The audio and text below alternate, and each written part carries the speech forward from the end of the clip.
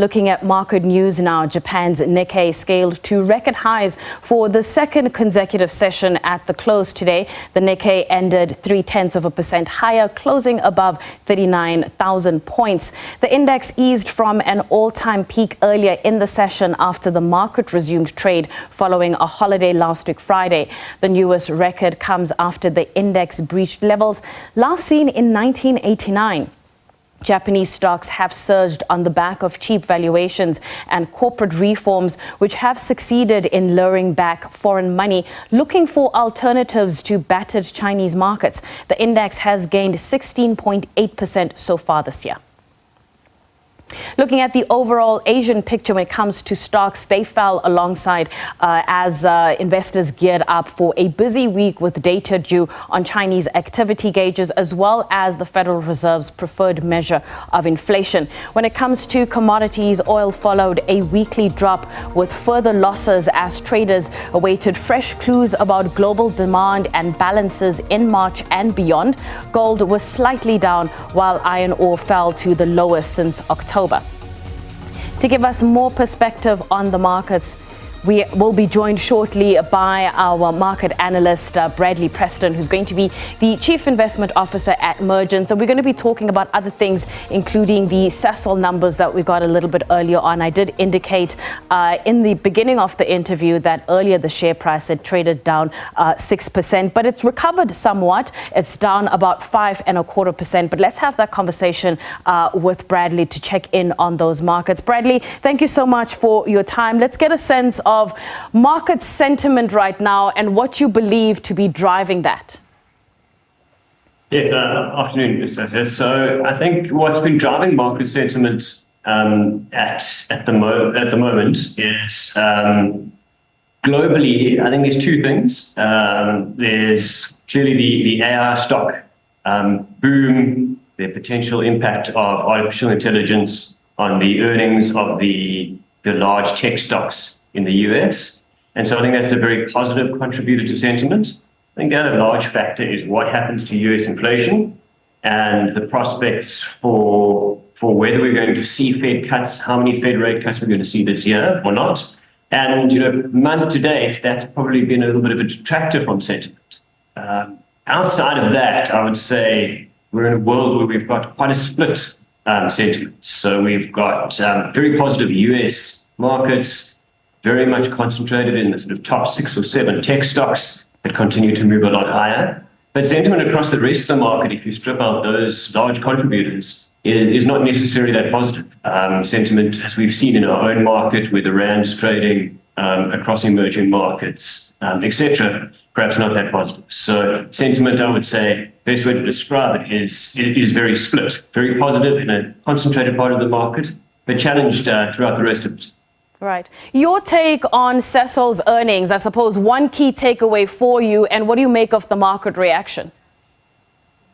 So I think if we have to look at the market reaction, as you say, the stock trading down about 5%, but earlier last time I looked at it, had recovered a little. That is against a slightly softer oil price today, slightly softer diversified miners on the JSE. So while Sasol is underperforming, perhaps not underperforming that much if you take into account where perhaps some of the comparatives are. So I think a disappointing set of numbers, but more at the free cash flow line. So while Sasol had guided the earnings lower in the trading statement, and the earnings here came out sort of roughly in line with where guidance was, I think what was the real surprise was that we saw this working capital build, a disappointing free cash flow, and that's also had a negative impact on the balance sheet. And I think that is one of the big bear cases around Sasol, is that even if the company does look very cheap on an earnings basis, will they generate the free cash flow? And what do free cash flows look like in future versus inventory and capex requirements? If you had to think of the stocks that you like right now, is there a common thread between them? So I'll speak about 3 stocks that we like right now. And we are bottom-up investors, so we don't necessarily look for common themes or threads, but there are sometimes a few common themes that come through. If we look at we are overweight some of the large businesses that we think are large global businesses in the JSE that have got good quality businesses. So British American Tobacco, Mondi, and Naspers Process. And I'd say some of the common themes through those businesses, as I said, they're large global businesses. We think they are all good quality businesses. And they're all trading at much lower valuations than they have historically. And then the one other common theme is that we think these are businesses that either are or have been in the process of returning capital to shareholders through buybacks, or have prospects of being able to do that in future. So some of these businesses de-gear and generate lots of free cash flow. If their valuations stay where they are, we might see those businesses come to buy back shares, and that's something that can be very attractive for capital allocation. If a business is able to generate free cash flow when its share price is trading at a low valuation, and that management team is able to buy back those shares, that is in value accretive for shareholders of that business. Is there an area of the market that you believe investors are gravitating to?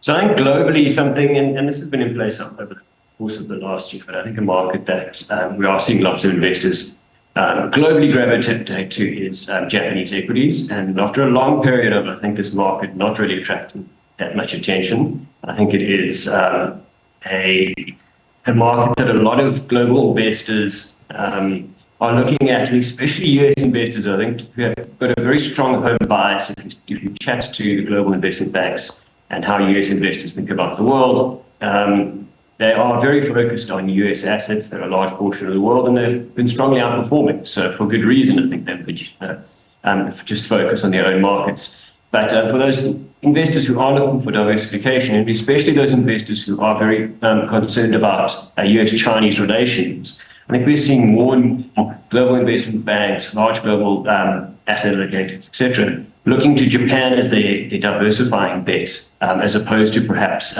emerging markets. And so we have seen the Japanese market making new highs, performing extremely well. And I think there's a concern that perhaps this has now become a very sort of crowded consensus long.